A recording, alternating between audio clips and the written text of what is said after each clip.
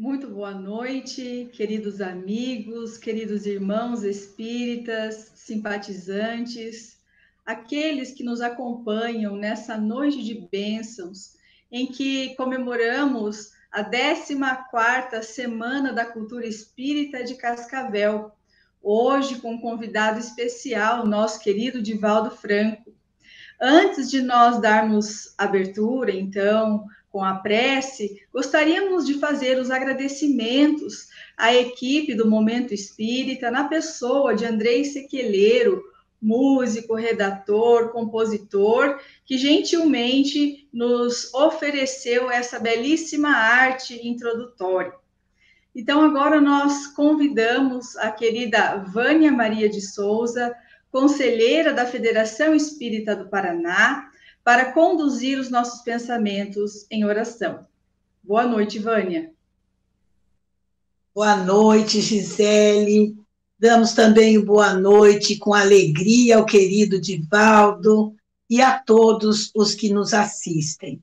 Então, vamos orar, porque é um momento precioso, um momento de gratidão. Convidamos a todos para elevar os nossos pensamentos em prece. Ó Senhor, como somos felizes pela sua presença nesse evento. Pai de bondade infinita, que alegria é esta de poder desfrutar com o nosso Senhor Jesus Cristo as tuas bênçãos sempre redentoras. Sintamos, meus amigos queridos, a presença dos benfeitores da falange de Jesus em cada lar, juntinho de nós, abençoando-nos com os ensinamentos iluminativos e amorosos do querido Divaldo. Somos teus servidores, ó Pai de misericórdia, e agradecemos esta preciosa oportunidade de trabalho. Que a tua infinita luz seja refletida dentro dos nossos lares e por todo o universo. Abençoa o nosso querido irmão Divaldo Pereira Franco. Que assim seja. Obrigada, Vânia. Então, esta edição da Semana da Cultura Espírita leva o título Amanhecer de uma Nova Era, cujo tema foi inspirado em uma das obras do nosso querido Divaldo, psicografado pelo espírito Manuel Filomeno de Miranda. Hoje, Divaldo nos falará sobre o tema No Rumo do Mundo de Regeneração, título também da sua última obra, lançamento em dezembro de 2020, do benfeitor Manuel Filomeno de Miranda. Nós aqui apresentaríamos o currículo de Divaldo, mas acreditamos que todos já o conhecemos, já sabemos da sua grandiosa obra. Então, vamos resumir dizendo: Divaldo, educador de almas, Divaldo, humanista, pacifista. Seja bem-vindo e muito obrigada por ter aceitado o convite de estar aqui conosco. Queridas irmãs, senhoras e senhores, queridos irmãos espíritas e amigas, amigos que nos ouvem, que nos acompanham através da Web TV Mansão do Caminho. Seja a paz do Senhor conosco. Quando eu li faz muitos anos a obra ditada ao médium Chico Xavier pelo espírito André Luiz, Nosso Lar, chamou-me a atenção a referência que ele fez a um clarim que em 1939, poucos momentos antes do início da Segunda Guerra Mundial, tocou nas regiões do mundo transcendente. Esse som especial era o sinal de que o planeta terrestre se encontrava sob rude provação. A guerra que se iniciava a 1º de setembro daquele ano, quando a Alemanha invadiu a Polônia, irá distender-se dolorosamente, ceifando mais de 60 milhões de vidas. Os benfeitores da erraticidade, responsáveis pela pátria brasileira, convocaram as entidades laboriosas para atenderem aqueles que desencarnassem no fragor da grande calamidade. E ao apresentar nosso lar, André Luiz nos dá uma notícia muito consoladora do mundo espiritual, de onde viemos, para onde retornaremos. No mês de setembro passado, estávamos em nossa atividade oracional, quando o espírito Manuel Filomeno de Miranda acercou-se-me e falou-me que pretendia escrever uma obra, porque a sociedade terrestre estorcegava-se sob a grande pandemia da Covid número 19. E os espíritos, para se comunicarem com todos os membros da comunidade em que ele se encontra, utilizaram-se de um significativo clarim que emitiu um som característico, ouvido por todo o planeta na sua faixa espiritual, anunciando que a Terra experimentava um instante de terrível aflição. E que ele, como outros tantos, aos milhares, foram convocados para descerem às profundidades do mundo físico, com o objetivo de auxiliar as criaturas da primeira linha, a linha de frente, médicos, paramédicos, enfermeiros, auxiliares de trabalho nos hospitais, aqueles que estavam expostos ao contágio da terrível enfermidade. E também para inspirar os indivíduos saudáveis a evitarem a qualquer custo o contágio da doença perigosa. E neste admirável conjunto de reflexões, eles estavam preparando equipes para receberem aqueles que fossem vítimas imediatos da pandemia, os que desencarnassem. E a partir de meia hora aproximadamente, depois do nosso diálogo, ele começou a psicografar. A psicografia demorou 3 meses. Era um período em que a minha saúde não estava numa das suas melhores fases. E muitas vezes tivemos que interromper o trabalho para atender alguma urgência orgânica. Porém, sob a proteção de Deus e o amparo dos benfeitores da nacionalidade brasileira, sob as bênçãos do Cruzeiro do Sul, ofereceram-nos a energia indispensável a concluirmos a obra e a apresentarmos no fim do ano, em dezembro.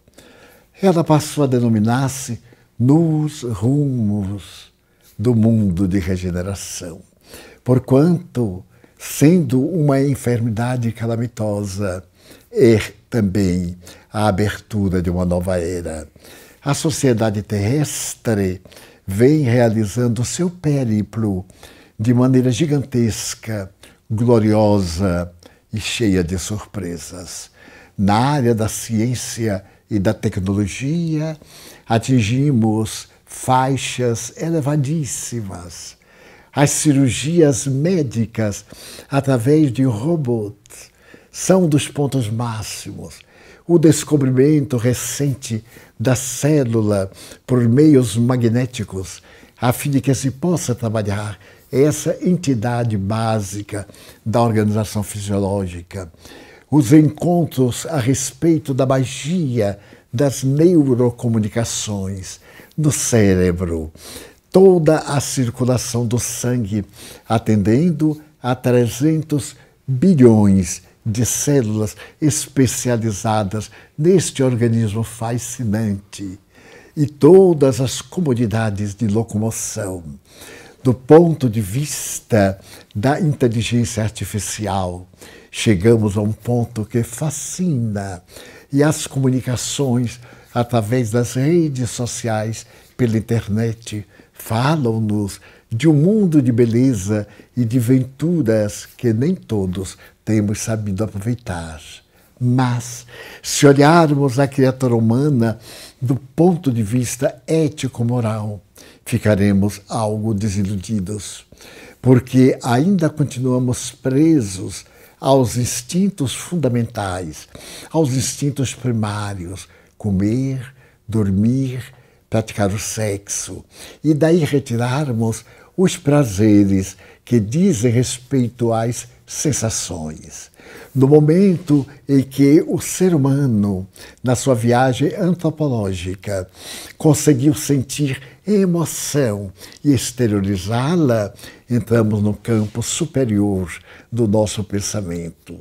E a primeira emoção que nós possuíamos é a de natureza do medo. O medo foi o primeiro sinal do nosso cuidado, da preservação da espécie, para impedir que nosso corpo fosse, ou seja, ceifado por qualquer circunstância da morte. E de imediato vieram várias emoções. Ao lado do medo, o terror, a suspeita, a desconfiança, a necessidade de vigiar, e etc. E logo depois fomos tomados pela ira. Não podendo nós superar o medo, a ira veio juntar-se-lhe em nosso organismo intelectual. E a ira trouxe consigo o ódio, a vingança, a perseguição e todos os fatores dissolventes que nos abalam profundamente. Por fim, chegou o amor. Esse amor dúlcido e nobre com que Jesus, nos afeiçoando até hoje, ensina-nos a amar. E como o medo, a ira são bem mais antigos do que o amor, ainda estamos nas faixas primárias do imediatismo, pelo medo, pela agressividade, pelo desrespeito ético do que em favor da busca de si mesmo, da viagem interior, do pensamento socrático, do autoconhecimento e também do amor ao próximo como a si mesmo, proposto e realizado por Jesus. Então, o nosso planeta escreverá o ínclito codificador do Espiritismo. É um planeta de provas e de expiações, porque os espíritos que aqui nos encontramos ainda detemos-nos nas faixas primárias desse processo, dessas emoções mais bárbaras que dizem respeito ao instinto do que à afetividade. Mas da mesma forma que os seres progredimos, os planetas evolvem, eles saem da faixa primitiva, daquele instante de gás e de condensação, dos tremendos movimentos das placas tectônicas e da atmosfera venenosa sobrecarregada de gases tóxicos, para termos as dúlcidas primaveras, as maravilhosas mensagens perfumadas das flores, a delicadeza do vento brando, que de vez em quando se torna de natureza tissumânica. Ainda estamos nesse momento de beleza e lágrima, de encantamento e decepção, em que nós olhamos os céus e nos fascinamos, e olhamos a terra e temos o pé no lodo das nossas pseudo-necessidades, das nossas paixões. Mas a terra também está evoluindo. Se retornarmos, pelo menos, em um momento ao nosso período anterior, primário, podemos ver-nos nas fases terríveis das contínuas erupções vulcânicas, dos grandes terremotos e maremotos que ainda acontecem, das faixas de ajustamento do planeta e ainda naquela fase primária, simiesca talvez, ou ainda mais atrasados. Então nós evoluímos até esta faixa de uma relativa estesia, de uma beleza, de um discernimento, de sonhar com as estrelas e contá-las nas galáxias incontáveis, mas ainda não aprendemos a amar, nesse sentido da autodoação, do milagre da vida, para que o planeta passe para o mundo de regeneração. Ainda Allan Kardec, na sua obra extraordinária de caráter filosófico e científico, a última obra publicada em 1868, ele nos fala a respeito dessa transição planetária, quando nós deixaremos os vestígios do mundo grosseiro para podermos aspirar às bênçãos de um mundo suave. E é exatamente isso que o Espírito Manuel Filomeno de Miranda vem tratar, mostrando que a pandemia, que é resultado da nossa situação evolutiva, espiritual, que não é capaz de abranger as fases grandiosas do sentimento de amor, mas é capaz de fomentar a guerra, da traição, da angústia, dos horrores, da destruição de vidas, pelo prazer de gargalhar, de natureza patológica em que nos comprazemos. Então, essa jornada na busca do mundo de regeneração é exatamente o período de sofrimento que estamos atravessando e que, por certo, se prolongará em outras facetas que nos escapam.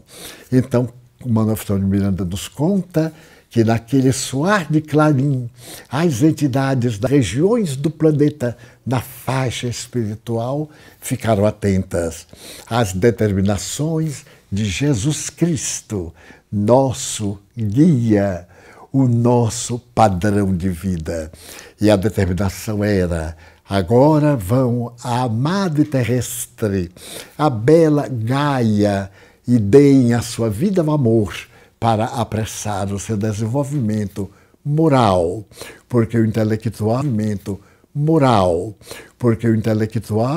já atingiu uma base que falta agora estrutura para poder manter-se, ou pelo nosso primarismo destruiremos grande parte da sociedade. A ética já colocamos de margem, e da civilização. Então o livro nos fala de como é a vida espiritual. Não há uma surpresa, porque a vida terrestre é uma cópia imperfeita da vida espiritual. Então, dessa comunidade de espíritos felizes, desceram ao planeta milhares de grupos, e entre esses, aquele no qual o Espírito Miranda se encontra. Ele foi constituído de maneira a ter elementos que possam trabalhar com afinco nesta hora difícil da humanidade.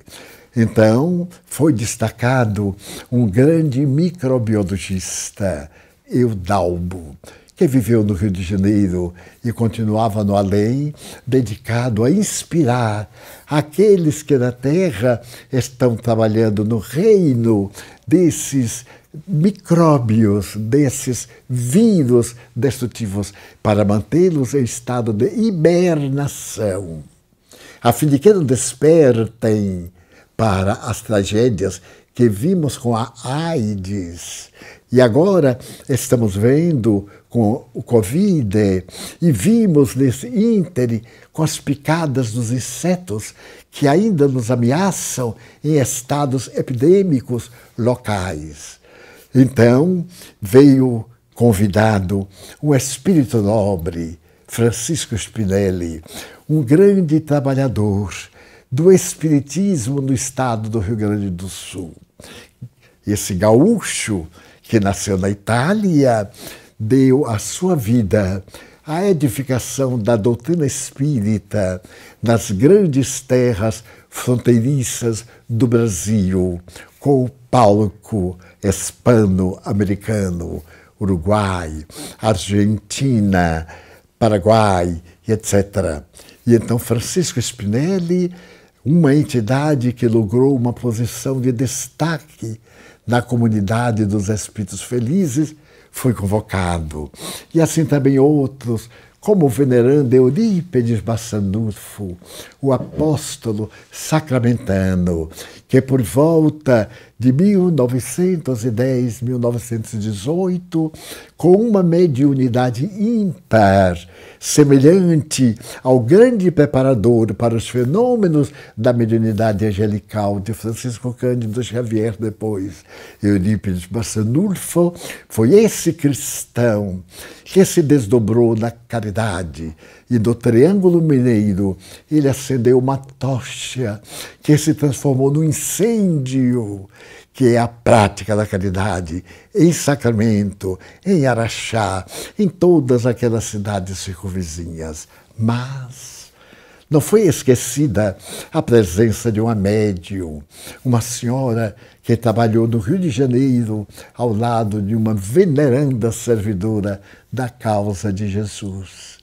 A senhora Amália foi convocada para vir à Terra na condição de médium, a atender os espíritos mais infelizes e teimosos que nesse ínterim estivessem propiciando dores às criaturas terrestres e que, por sua vez, necessitem da evolução para encontrar Jesus. E com essa equipe, mais algumas almas queridas, eles vieram ter um pouso, um local de atividade, uma instituição espírita no seio de várias partes do Brasil. A deles, aqui na Bahia, numa região florida, próxima do mar.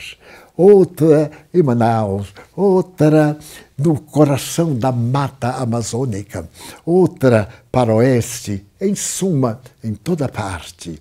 Um grupo de benfeitores cuidava de atender a essa população vitimada pelas aflições. E ao chegarem à Terra, na entidade que ia servir de base de realizações, dando-lhes ensejo de visitar hospitais, de atender pessoas sofredoras de todo o jaez, eles foram recepcionados pelo mentor da entidade, que apresentou todo o serviço de caridade que ali se realizava, razão pela qual essa instituição foi convidada para sediar os apóstolos da última hora.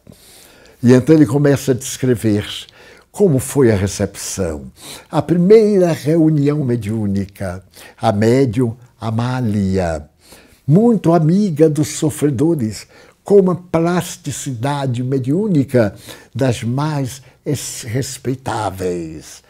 Ia servir de médium, espírito desencarnado a espírito desencarnado, porque o Pai trabalha até hoje. E nele, Jesus também trabalha. Então nós também trabalhamos depois de desencarnados. E a primeira reunião, Amália é uma veneranda trabalhadora e vem para atender a médium terrestre que trabalha na instituição elegida, Malvina. Malvina havia sido, nesta reencarnação, uma sofredora, trazendo páginas de dor do seu passado próximo e remoto, algumas marcas de um suicídio no século XIX. Ela estava num processo de reabilitação. E nós vimos a mediunidade com Jesus através de Malvina, sempre abnegada, sempre com recursos para fazer o bem. E de Amália, a sua representante no mundo espiritual. Aí recebem todas as instruções. os espíritos generosos estabelecem a atividade que deveria ser desenvolvida. E essas atividades são a alma do livro que nos está levando ao mundo de regeneração. Por fim, nós tomamos conhecimento de como agem os espíritos do bem e os espíritos da ignorância. Allan Kardec houvera perguntado aos guias da humanidade: interferem os espíritos em nossa vida?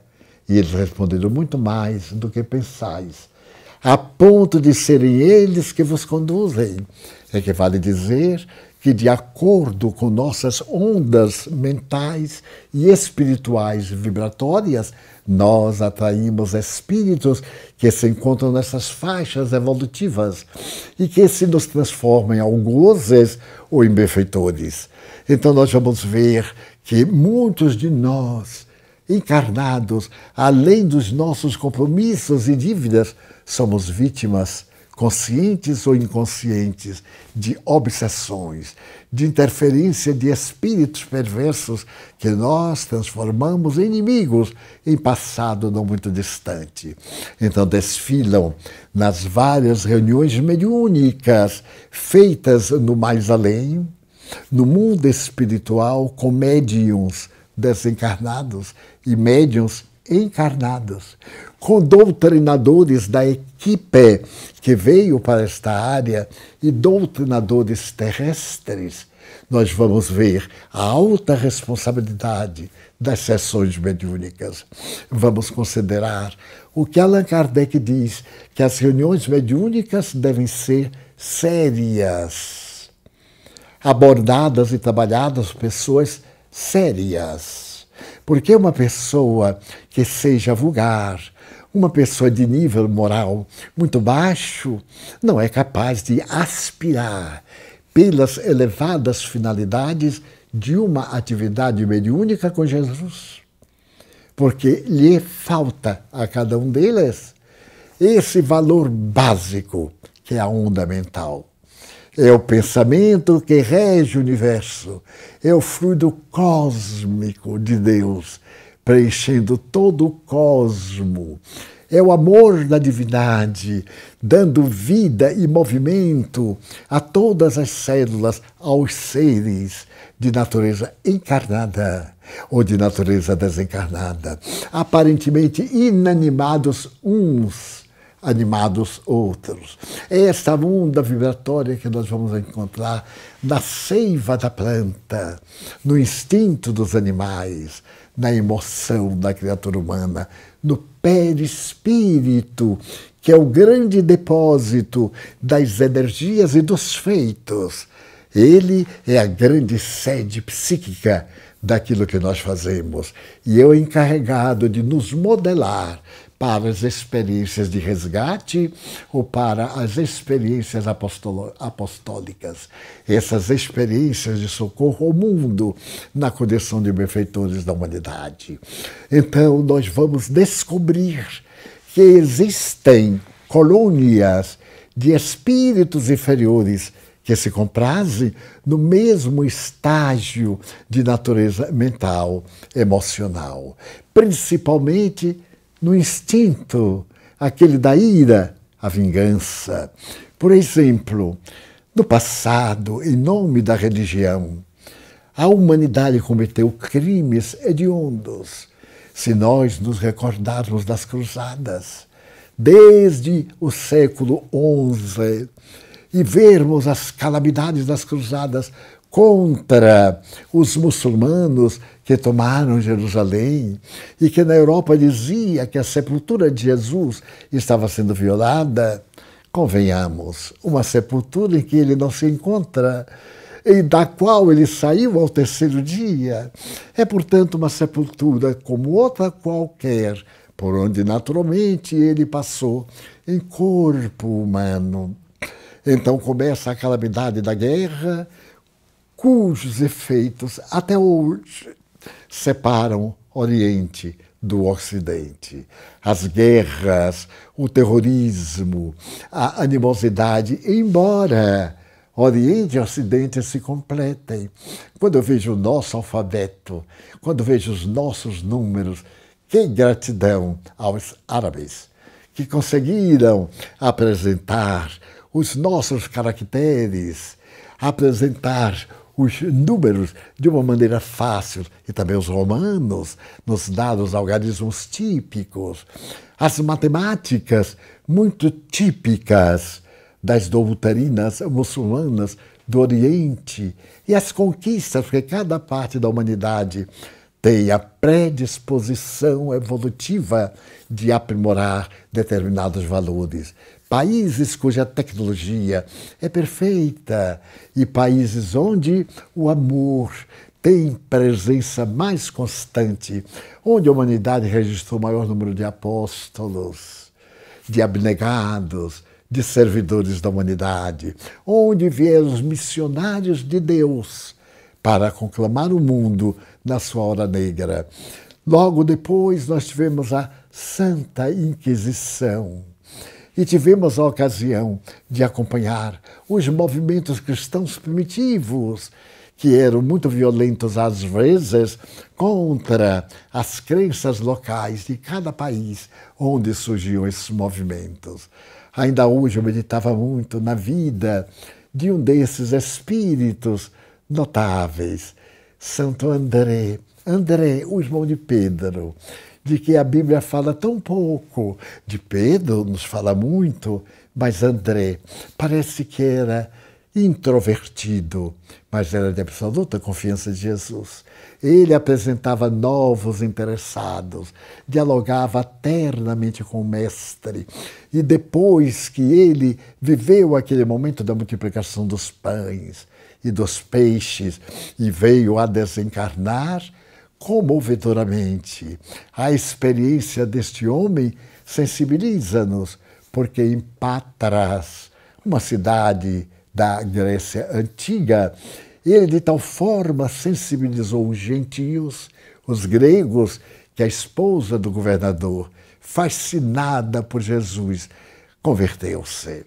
Mas o seu marido, intolerante e vinculado às leis vigentes no mundo das formas, mandou matar André numa cruz em forma de X, onde as dores são muito mais penosas, e me recordando do seu sacrifício de amor por Jesus, para ser fiel, depois daquele Pentecostes, que ele ouviu o Mestre dizer: ide e pregai.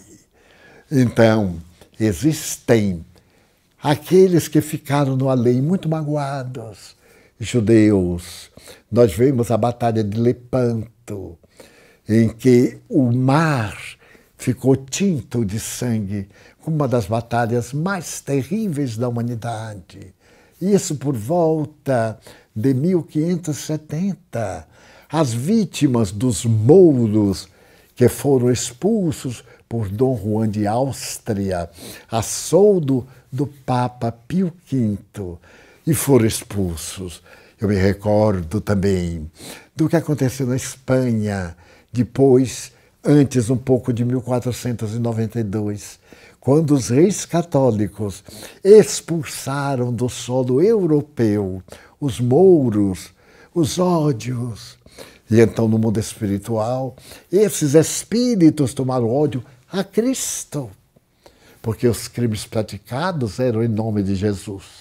Aquele que sequer defendeu-se, preferiu perder a vida orgânica a defender-se, a justificar-se, para nos ensinar que há uma vida soberana, transcendente e extraordinária que espera por nós. Então, no além, esses espíritos revoltados, magoados, tornaram-se justiceiros e criaram uma comunidade imensa, porque as comunidades são criadas de acordo com as afinidades. Quando André Luiz pronunciou por primeira vez a palavra umbral para substituir inferno, purgatório, porque é uma região transitória de sofrimento, muitos ficamos aturdidos Mas por quê? Os espíritos infelizes andam nas mesmas comunidades, formam grupos, regiões umbralinas, levam espíritos, suas vítimas, para serem punidas por eles, porque as vítimas continuam na mesma singularidade dos fenômenos instintivos, não das emoções sublimes. E nessa comunidade a que se refere Manuel Filomeno de Miranda, há uma comunidade imensa de justiceiros. E como a terra está sendo depurada, essa comunidade imensa ficava no centro do Brasil, perto das serras da Mantiqueira.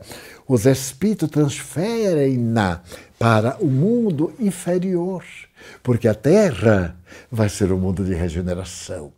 Então não pode ter essa duplicidade, o bem e o mal, a luta da glória e da desgraça, não. Já teremos superado esses instintos e seremos mais espirituais que animais, que humanos, que orgânicos, sedentos de sangue e esfaimados de carne fresca. Então ele nos fala de como foi feita essa transposição, ou de como está sendo feita para uma região inferior, onde esses vingadores, não tendo querido reencarnar-se para redimir-se, através do sofrimento, serão convidadas pelo Senhor da vida para evoluírem, porque a evolução é inevitável, ninguém dela se exime. Nós seremos por livre-arbítrio ou por imposição divina, determinismo, nós seremos felizes. E Manuel Filomeno de Miranda vai observando os membros daquela comunidade. Ele não veio para isso com seu grupo, mas a caridade sempre vê aquilo que os olhos comuns não veem. O diretor da instituição estava sob problemas muito graves. A sua esposa era aturdida por inimigos do passado, a quem ela muito magoara. Amigos seus eram portadores de obsessões. Então os espíritos generosos, em retribuição ao bem que ele fazia, o irmão Gumercindo, então reúne valores para que a esposa do diretor da comunidade seja desobsidiada e venha a comunicação através de Malvina, a comunicação de uma entidade perversa que conta a razão por que era perseguidor, já que havia sido perseguido. E vamos aprendendo espiriticamente a conviver com os espíritos, a dialogar com eles. Ouviremos páginas de Eurípides Barçandufo orando a Jesus, aquele homem que teve um contato com Jesus enquanto estava reencarnado, que mereceu a visita do Mestre em pessoa e cujo apostolado termina no dia 2 de novembro de 1918, durante a gripe espanhola. Ele agora vem para ajudar os portadores da Covid-19, para suavizar-lhes as dores, especialmente aqueles que estão entubados, asfixiados, com os pulmões dominados pelo vírus terrível, com o coração abalado e outros órgãos em deficiência. Então Eurípides vem especificamente para atender a esta multidão, claro, com outros espíritos que ele comanda, a fim de tornar as dores dos padecentes muito menores. Ao mesmo tempo, vem um passista espiritual, técnico em reverter situações de morte aparente, para evitar o sepultamento de alguns vivos. E também com o espírito Spinelli, para poder dialogar com médicos encarnados em estado de sono no mundo espiritual. Notem quantas terapêuticas que nós não sabíamos, mas acreditávamos que sim, Deus não nos abandona. E eles, em contato com o mundo superior, eles trazem conforto. As vacinas que foram inspiradas em tempo tão recorde e que tem sido motivo de discussão da sociedade terrestre. Vacine-se. Um amigo me disse, Divaldo, não se vacine, é um risco. Eu disse, eu tenho que seguir a ciência. Nós somos espíritas e mantemos o bom tom da razão, da lógica. Se a vacina não fizer bem, que mal me pode fazer? E se ela me der alguma reação no organismo, é porque eu estou predisposto, está dentro da minha ficha evolutiva. Tomei a primeira dose, tomarei a segunda dose dentro de poucos dias. Então, inspiração divina. Quantas pessoas, idosas ou não, já estão mais ou menos guardadas, evitando a contaminação mais terrível.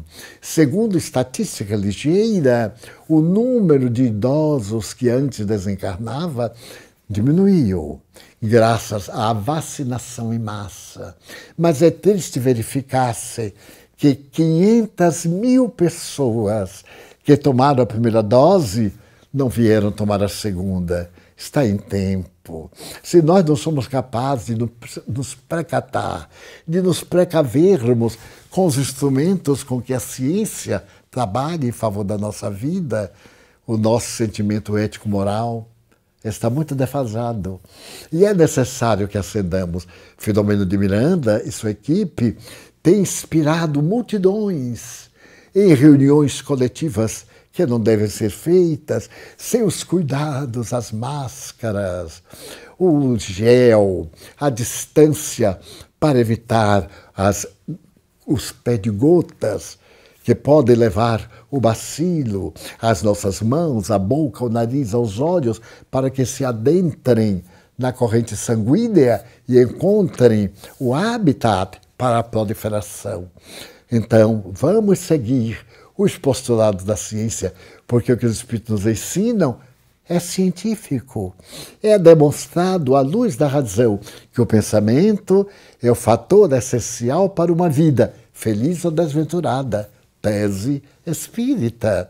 Nós somos ondas, somos vibrações, como hoje confirma a física quântica, mas isso foi formado a partir de 1857, antes das descobertas fantásticas deste mundo de ondas, de energia, que nos permite esta comunicação virtual através da televisão.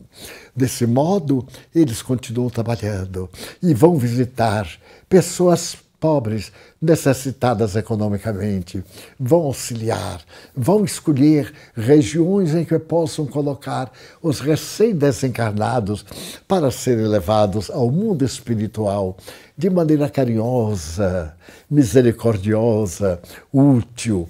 E o livro vai se expandindo até chegar à etapa final, quando a primeira fase, antes da segunda onda que nós estamos tendo aqui no Brasil, se alastrasse pelas terras brasileiras.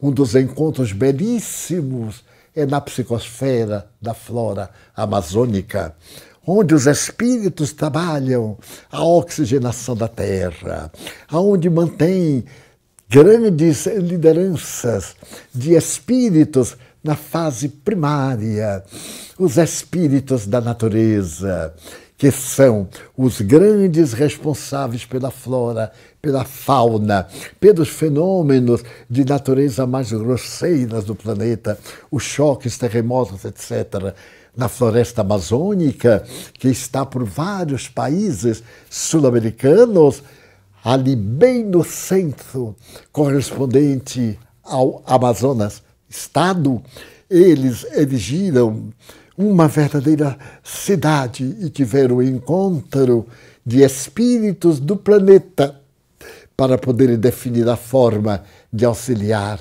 os nossos indígenas, de auxiliar a sociedade terrestre, tanto no Brasil como nos países membros também da imensa floresta. É uma comunicação de beleza. E nessa glória de comunicações, a presença de Ismael, o guia espiritual do Brasil, que vem nos dar notícia da fatalidade histórica do nosso povo e que ora uma das preces mais profundas que eu jamais pude ler e acompanhar. Ali também está uma oração do Dr. Bezerra de Menezes, que, convidado, supervisiona os trabalhos da equipe. Como mentor, o venerando apóstolo da brasilidade. Ele ora e exora a proteção divina. A oração de Eurípides Barçanufo. Nós vemos essas três almas esfolharem o coração para falar a divindade. E na etapa final, quando o livro deve encerrar-se, as palavras de despedida e o rumo ao mundo de regeneração, já podemos olhar a pandemia não como uma desgraça. Outros benefícios trouxe, de natureza sociológica. Nos devolveu a muitos a intimidade do lar. Nos convidou a ser mais simples, porque tudo ficou difícil. E passamos a viver mais franciscanamente. Voltamos aos dias da Úmbria, às estradas de Assis. Retornamos aos dias gloriosos de São Francisco. E a nossa sensibilidade, no fim, quando esta noite terminar e a madrugada da Era Nova começar, toda uma tecnologia de ponta será colocada em nossas mãos. Nossos atos deverão ser diferentes e nossa ética moral deverá prevalecer no autoencontro, na busca de nós mesmos, na solidariedade que deve viger entre todos os seres, como está ocorrendo neste momento. Irmãs, irmãos queridos, esta é a nossa hora de instalar no coração Jesus e de conscientemente rumarmos para o mundo de regeneração certas, de que estamos amparados, e deixar para trás os chamados instintos primários, agora substituídos pelos sentimentos, pelas emoções de fraternidade e de amor do Evangelho de nosso Senhor Jesus Cristo, à luz do Espiritismo. Muito obrigado. Nós é quem agradecemos, Di. É sempre uma honra e assim um acalento poder ouvi-lo, aprender contigo. E como eu sempre falo, as suas palestras são aulas para que a gente possa estudar.